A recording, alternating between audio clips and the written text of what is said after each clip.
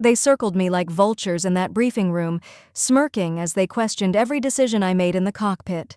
The youngest one actually laughed when I mentioned instrument flying in zero visibility, but when my old logbook slid across that table and fell open to that page, their faces went ghost white. If you've ever been underestimated because of how you look or how quiet you've been about your past, this story is for you. Hit that like button, drop a comment about a time someone doubted you, and subscribe, because this twist will leave you speechless. My name is Ria. I'm 38 years old and I don't look like what people expect when they hear the words senior flight instructor. I'm average height, soft-spoken, the kind of woman who blends into a room rather than commands it, and maybe that's been my mistake all along, thinking that competence would speak louder than presence. I transferred to Coastal Air Station 47 on a Tuesday morning in September, and I remember the smell of salt air mixing with jet fuel as I walked across that tarmac for the first time. Helicopters thundered overhead, their rotors chopping through the humid air, and I felt that old familiar pull in my chest, the one that reminds you why you fell in love with flying in the first place. But underneath that pull was something else. Nerves. Because I knew what was coming. My service record shows only the last 5 years at a quiet training base up north. Nothing flashy. Nothing that raises eyebrows. I've kept it that way deliberately for reasons that made sense at the time but maybe don't anymore. What the record doesn't show is what came before, and that silence was about to cost me more than I realized. The base was buzzing with a specific kind of energy that day, young officers fresh out of advanced flight school, walking with that swagger that comes from knowing you're good, but not yet knowing how much you don't know. I've seen it 1,000 times. Testosterone and ego mixed with just enough skill to be dangerous.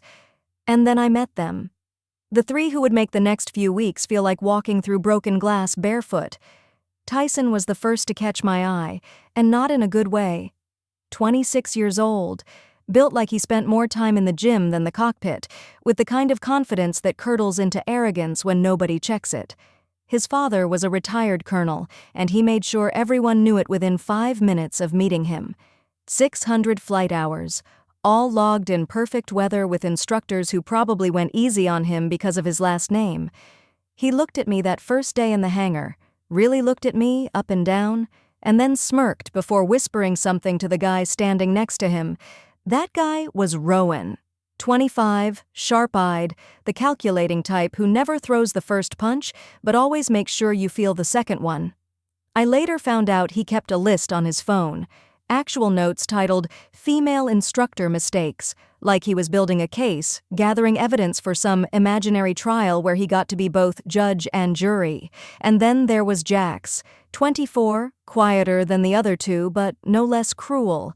He was the kind of person who only found his voice when he had backup, who laughed the loudest at someone else's joke but never made his own.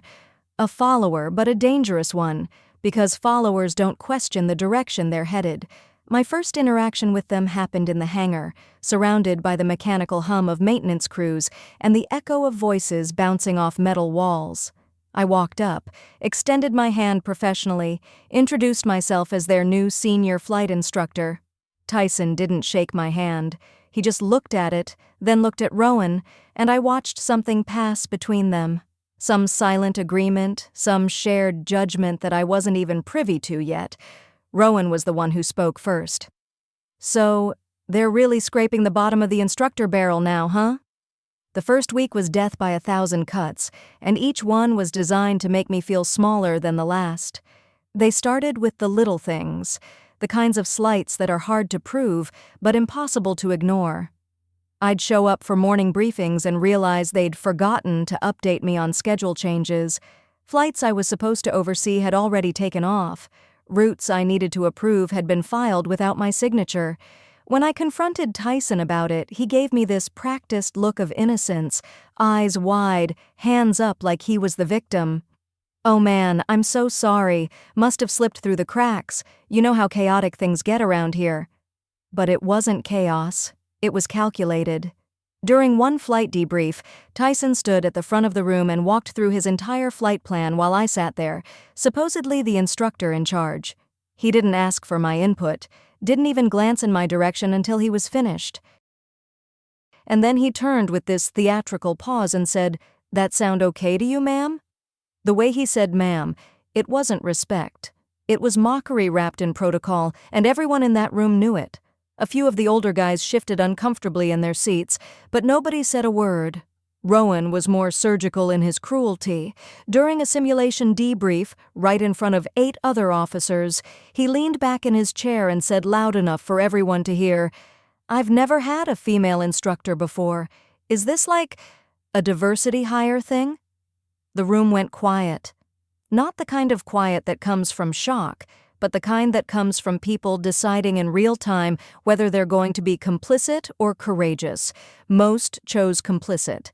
I felt my face flush hot, my throat tighten, but I kept my voice steady. Professional. I answered his technical question and moved on, even though every fiber of my being wanted to walk out. Then there was Jax. I caught a dangerous altitude miscalculation in his flight data during a training exercise review. The kind of error that gets people killed. When I pointed it out, he rolled his eyes and muttered, "My flight sim numbers are fine." 3 days later, that exact error nearly caused a real incident during a training run. Equipment had to be grounded. An investigation was launched, and Jax blamed equipment failure, never once acknowledging that I'd warned him. Never once admitting he'd ignored me because he didn't think I was worth listening to. I reported the pattern to Commander Hale, my commanding officer. He was a tired man, the kind who'd seen too many battles, both in the air and in the politics of military life, and just wanted to make it to retirement without incident. He listened to me in his office, nodding occasionally, but I could see it in his eyes. He didn't want this problem. When I finished, he sighed and said, "Look, Rhea, they're young. Just establish dominance. Show them you can fly." Like it was my fault for not performing masculinity correctly. Like respect was something I had to earn while they got it automatically with their flight suits and call signs. I left his office feeling more alone than I had in years. That night, lying in my quarters listening to the distant sound of engines and ocean waves, I thought about quitting. Not just the posting, the whole career. Because what's the point of being good at something if people refuse to see it? What's the point of excellence when mediocrity with the right packaging gets more respect? But I didn't quit. Not yet. Because 2 weeks later, everything was about to get so much worse. The briefing room ambush happened on a Thursday afternoon, and I remember everything about it. The way the fluorescent lights hummed overhead, casting that sickly, institutional glow over the metal tables, the smell of stale coffee that had been sitting in the pot since morning, the weight of eyes on me as I stood at the front, trying to maintain some semblance of authority while explaining emergency procedures for engine failure over water. Standard stuff, life or death stuff. The kind of information that should command attention, but Tyson wasn't interested in listening. He was interested in breaking me. "Have you ever actually done that?" he interrupted, leaning back in his chair with his arms crossed. "Or just read about it in some manual?" I paused, took a breath, kept my voice level. "Yes, I have." Rowan jumped in immediately like they'd rehearsed this. "Where? At some cushy training base with perfect weather and safety nets?" A few people laughed. Not everyone, but enough. Enough to make my hands start trembling, enough to make me grip the edge of the table to steady myself. "I'm not here to compare flight logs," I said, hating how defensive I sounded. "I'm here to keep you alive." That's when Tyson stood up. He didn't rush. He took his time, making sure everyone watched as he walked toward me slowly, deliberately. The room held its breath. "You know what I think?" he said, and his voice had dropped to something quieter, more dangerous. "I think you got this posting because someone felt sorry for you. I think you've been flying desks more than cockpits." My vision tunneled. I could hear my pulse in my ears. Jax's laugh cut through the tension like a knife. Bet she's never even seen combat. I opened my mouth to respond, to defend myself, to say something that would make them understand, but Rowan cut me off. "Why don't you just admit you're in over your head?" And something inside me snapped, not into anger, into something colder. I stepped forward, and when I spoke, my voice was barely above a whisper. "Sit down." Tyson mimicked my tone, mocking, cruel. He got right in my face, so close I could smell his cologne. "Or what? You gonna cry? Run to Hale again?" Before I could answer, he flicked my ID badge off my chest with his finger. It clattered to the floor, the sound impossibly loud in the silent room. I bent down slowly, picked it up, my hands shaking so badly I almost dropped it again. "Get out of my briefing," I said, and I hated that my voice cracked. "Make me," Tyson said. I chose to leave instead, chose not to escalate, not to give him what he wanted. But as I reached the door, I felt it, the sharp slap to the back of my head. Not hard enough to hurt, but hard enough to humiliate, hard enough to reduce me to nothing in front of everyone. "Oops," Tyson said behind me. "Thought you were taller." The laughter followed me into the hallway. Rowan's wheeze, Jax's howl, even a few uncomfortable chuckles from people who should have known better. I made it to my quarters before the tears came. I sat on the edge of my bed in full uniform and cried for the first time in years, not because of the physical act, but because of what it meant, that I was powerless, that nothing I did would ever be enough, that maybe they were right about me. I cried until I had nothing left, and then I made a decision. I wasn't going to quit. I was going to show them exactly who they'd been dismissing. The next morning, Commander Hale called an emergency meeting, and I walked into his office expecting another lecture about playing nice with the boys. Instead, his face was tight with stress, and there was someone else in the room, a woman in full dress uniform with stars on her shoulders that made my stomach drop. General Kovac, Ministry of Defense. The kind of officer whose presence meant something big was happening, and it usually wasn't good. "We have a situation," Hale said, and I watched him struggle with the words. "There's a demonstration flight required for the General's inspection, night conditions, instrument-only landing, simulated combat evasion protocols. It's technical, it's dangerous, and frankly, it's the kind of thing that can make or break careers." He looked at me, and for the first time since I'd arrived, I saw something like respect in his eyes, or maybe it was desperation. "Rhea, I need you to do this. Show them what you're made of." I agreed before I fully processed what I was agreeing to, but word spread fast on a military base, and within hours Tyson had volunteered to co-pilot. He framed it as professional courtesy, offering to help ensure mission success, but I knew what it really was.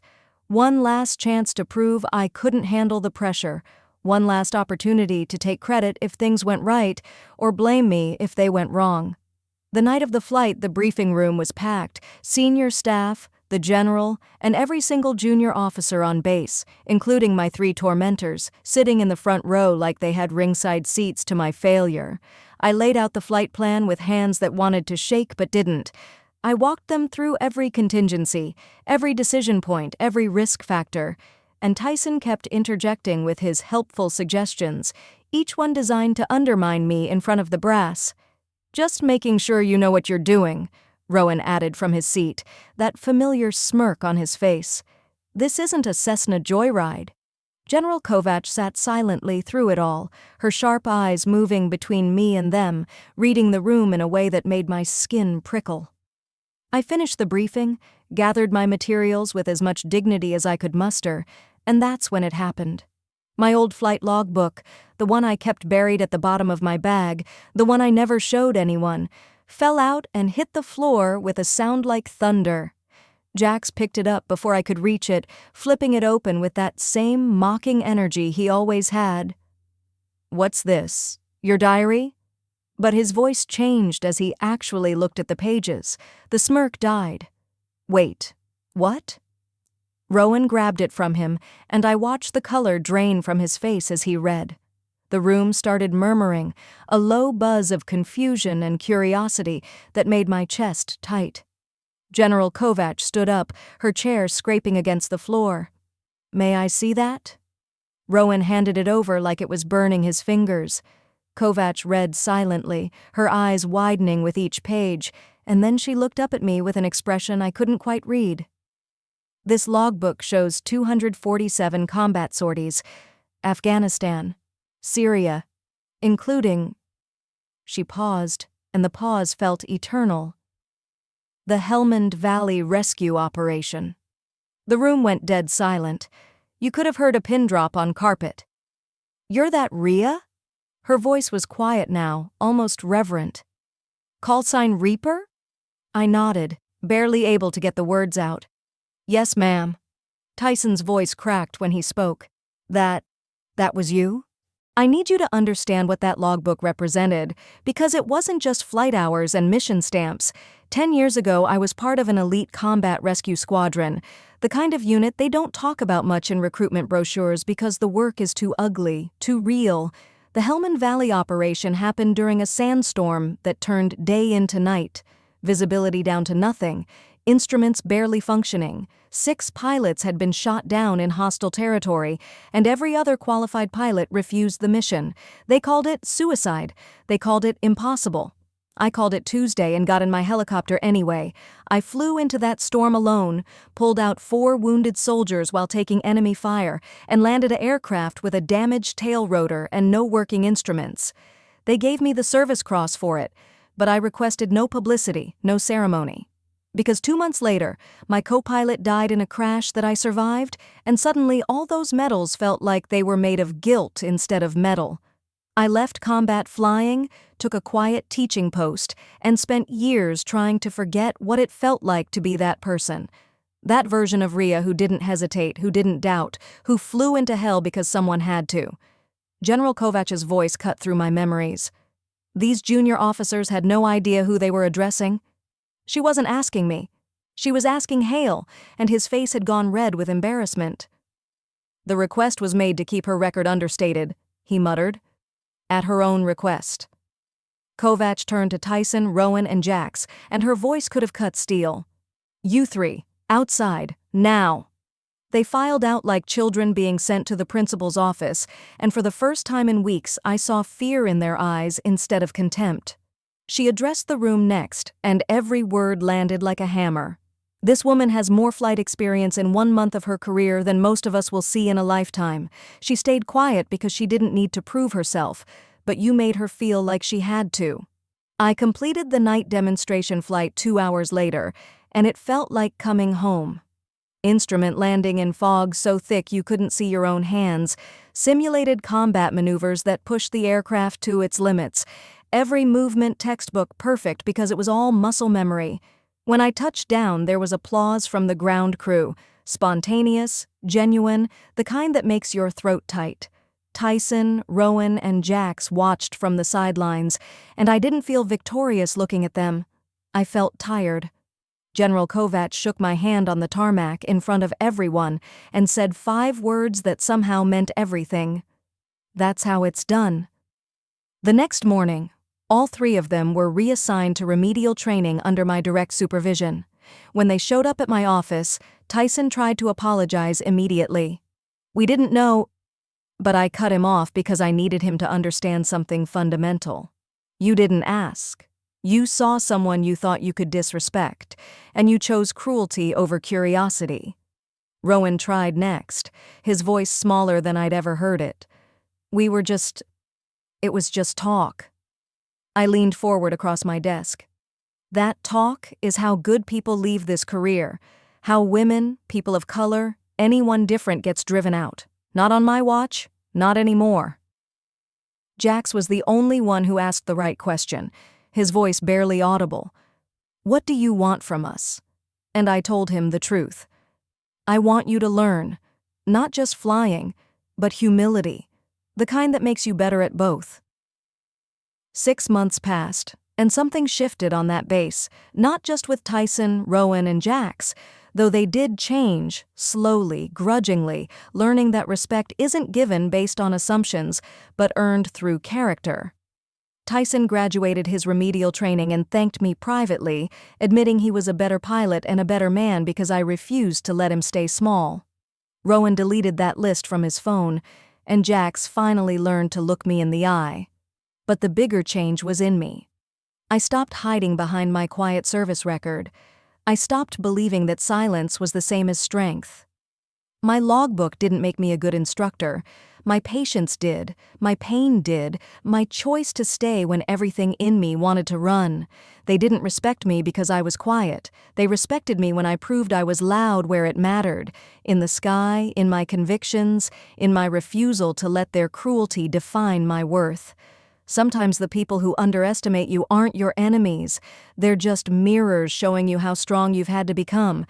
If this story moved you, hit that like button.